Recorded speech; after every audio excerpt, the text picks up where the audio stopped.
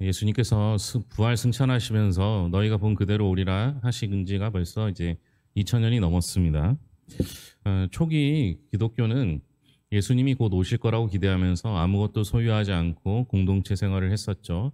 그만큼 주님의 오심을 기대하며 확신하는 사람들은 소유 자체가 이제 필요가 없어졌던 것이죠. 그런데 예수님이 오시는 것이 점점 늦어지니까 이제 자신의 생활을 좀 대비해야 했던 것이고, 주님의 오심에 대한 희미한 생각들만 남게 된 것입니다.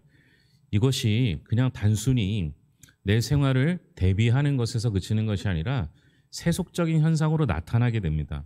여러분, 우리에게 종말 신앙이 없다면요, 세속적인 신앙으로 바뀔 수밖에 없습니다. 주님이 당장 내일 오실지도 모른다는 생각을 해야만 내일을 준비할 수 있는 건데, 그렇지 않으니까 자꾸만 쌓아두고 모아두는 형편이 될 수밖에 없죠. 그럼에도 주님께서는 이 세대를 향해서 내가 속히 오리라 이렇게 말씀하십니다. 성도는 주님의 재림을 갈망하면서 주어진 하루를 의미 있고 가치 있게 살아야 합니다. 바울처럼 나는 날마다 죽노라 라고 고백하면서 하루하루를 종말신앙으로 살아가야 할 것이죠. 주님이 재림하실 때 양극단의 현상이 발생하게 되는데요. 복 있는 사람을 먼저 말합니다. 7절 같이 읽겠습니다. 보라, 내가 속히 오르니 이 두루마리의 예언의 말씀을 지키는 자는 복이 있으리라 하더라. 두루마리의 예언의 말씀을 지키는 자가 복이 있다라고 말하고 있습니다. 속히 오리라는 주님의 말씀이 요한계시록 22장에만 3번 나옵니다. 7절, 12절, 20절. 반복은요 강조예요. 그러니까 속히 오겠다라는 건 강조합니다. 이 말씀의 핵심은 언제 올지가 아니라 성도의 고난이 반드시 끝날 날이 있다라는 겁니다.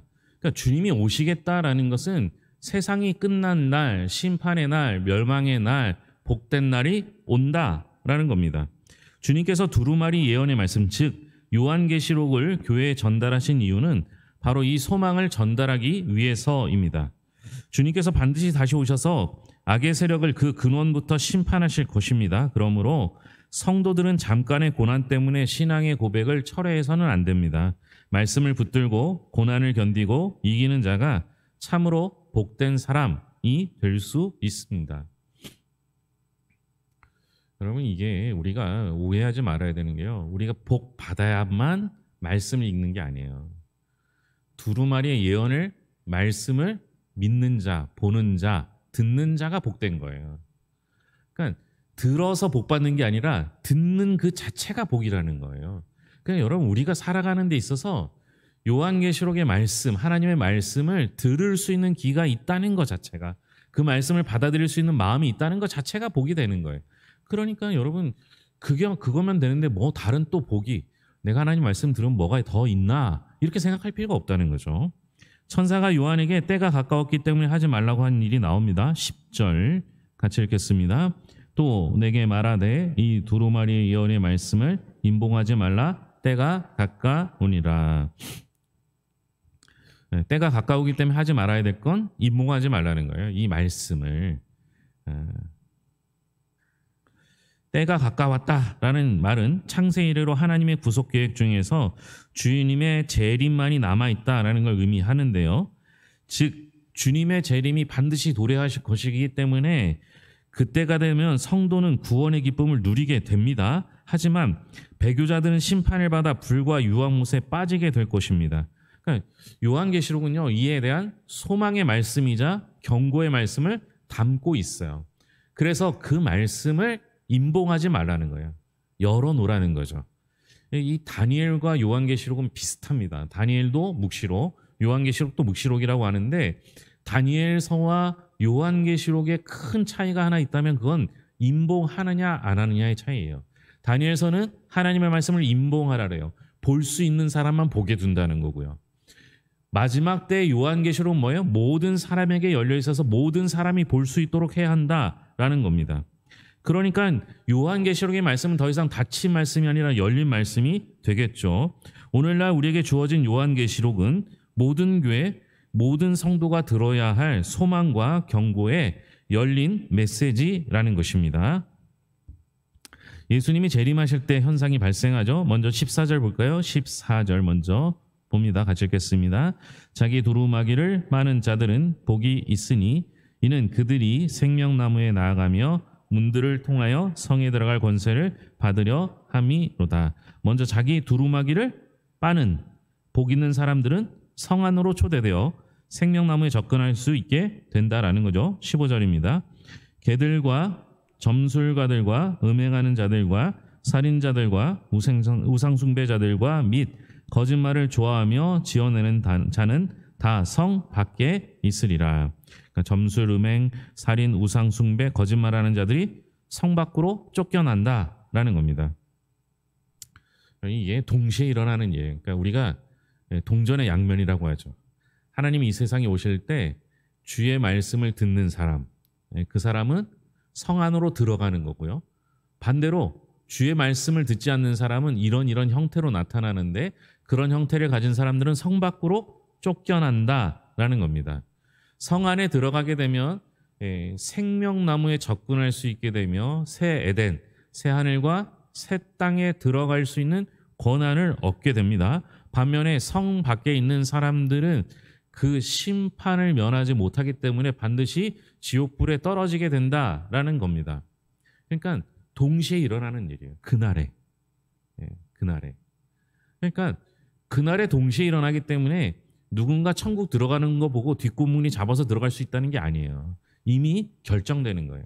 그러니까 여러분 그날을 준비해야 되는 거예요. 그날 보고 판단하기엔 늦다니까요. 바로 지금 준비하지 않으면 안 되는 것이죠. 예수님께서 재림하실 때 심판과 구원, 영적 양극화가 일어나는 겁니다. 다시 말씀드리지만 요한계시록은 봉인된 말씀이 아니라 열린 말씀입니다. 우리는 이 말씀을 지켜 복을 받을 뿐만 아니라 열려있기 때문에 다른 사람들한테도 전해줄 수 있어야 한다라는 겁니다.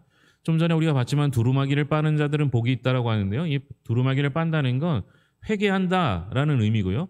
회개를 통해서 정결케 하는 자는 천국에 들어가게 됩니다. 그리고 그곳에서 생명나무에 접근할 수 있게 됩니다. 반면에 부정한 자들은 성 밖으로 쫓겨나 지옥 형벌을 받게 될 것이죠. 중간은 없어요. 그날엔 중간이 없어요. 지금은 이쪽도 했다가 저쪽도 했다가 양발을 두고 왔다 갔다 할지 모르겠지만요. 그날 전에 반드시 선택해야 돼요. 그날은요. 양발을 왔다 갔다 하는 사람은 우상숭배자와 똑같습니다. 나 외에 다른 신을 두는 이유가 되기 때문에 그래요. 그러니까 여러분 지금부터 한 발 빼는 일을 하셔서 오로지 나와 내 집은 여호와만을 섬기겠다 다짐하셔야 합니다. 주님은 속히 다시 오실 것을 약속하면서 마지막 당부를 하고 계신데요. 두루마리 예언의 말씀에 무엇을 더하거나 빼는 사람은 어떤 벌을 받는지 18절과 19절입니다. 같이 읽겠습니다. 내가 이 두루마리의 예언의 말씀을 듣는 모든 사람에게 증언하노니 만일 누구든지 이것들 외에 더하면 하나님이 이 두루마리에 기록된 재앙들을 그에게 더하실 것이요 만일 누구든지 이 두루마리의 예언의 말씀에서 제하여 버리면 하나님이 이 두루마리에 기록된 생명나무와 및 거룩한 성의 참여함을 제하여 버리시리라. 두루마리에 기록된 재앙을 받게 될 거고 축복은 뺀다라는 겁니다. 요한계시록의 가장 큰 특징은 봉합되지 않고 누구에게나 열려있다라는 겁니다. 이 중요한 게 뭐예요? 요한계시록은 계시록의 말씀이에요. 묵시록이죠. 예언의 말씀이고요. 이게 누구에게나 열려 있어요. 누구에게나 열려 있다는 건 누구나 듣고 스스로 판단할 수 있는 말씀이라는 거예요. 근데 여러분 더하거나 빼는 사람을 우리가 뭐라고 말해요? 예? 이단이라고 하는 거예요. 이단. 근데 이단의 특징들은 뭐예요? 하나님의 말씀은 특별한 사람만 받는다라고 이야기를 해요. 그러면서 특별한 사람, 제한된 숫자 이것들을 말하는 게 이단들의 행태예요. 근데 여러분 중요한 건 뭐라고요? 요한계시록은 닫힌 말씀이 아니라 열려있는 말씀이라 누구든지 보고 깨달을 수 있는 말씀이라는 거예요.